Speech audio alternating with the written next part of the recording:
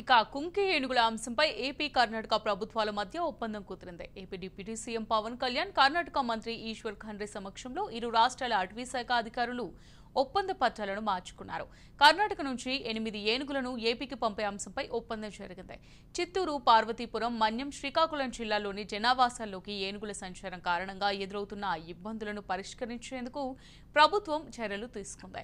ఈ విషయంపై ఇటీవల పవన్ కళ్యాణ్ బెంగళూరు వెళ్లి కర్ణాటక మంత్రి ఈశ్వర్ ఖండ్రే అక్కడి అధికారులతో చర్చించారు. కుంకి ఏనుగులను పంపాలని ప్రతిపాదించగా వారు సానుకూలంగా స్పందించారు. దీనికి సంబంధించిన ఒప్పందం నేడు జరిగింది.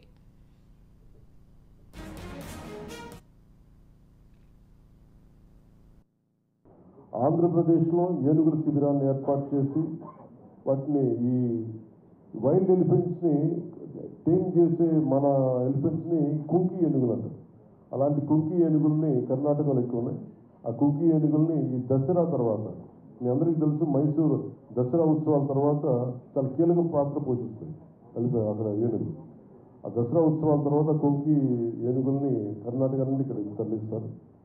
అలాగే మానవ ఏనుగుల సంఘర్షణ తగ్గించడం కోసం ఈ కుంకి ఏనుగుల్ని మోహరింపు చేయడం, ఏనుగుల శిబిరాల సంరక్షణ, పోషకాహారం, వాటి ఆరోగ్యం వంటి విషయాల్లో ఈ నాలెడ్జ్ ట్రాన్స్ఫర్ని అందించడం, అటవీ నిర్వహణలో నాలెడ్జ్ ట్రాన్స్ఫర్ అందించడం మరియు ఈ ఇనిషియేటివ్ ఎలక్ట్రానిక్ పద్ధతుల్ని పంచుకోవడం, టెక్నాలజీ ట్రాన్స్ఫర్, అలాగే అంతర్రాష్ట్ర సమన్వయం, ముఖ్యంగా ఇంటర్ స్టేట్ కోఆర్డినేషన్తో ఎర్రచందనం, వారికేమో మనకి ఎర్రచందనం సమస్య ఉంటే వాళ్ళకి మీకు శ్రీగంధం సమస్య వాళ్ళకు.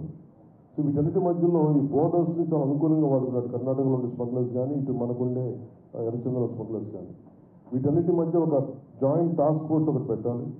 అధికారులు అక్రమ రవాణాన్ని అడ్డుకోవాలి.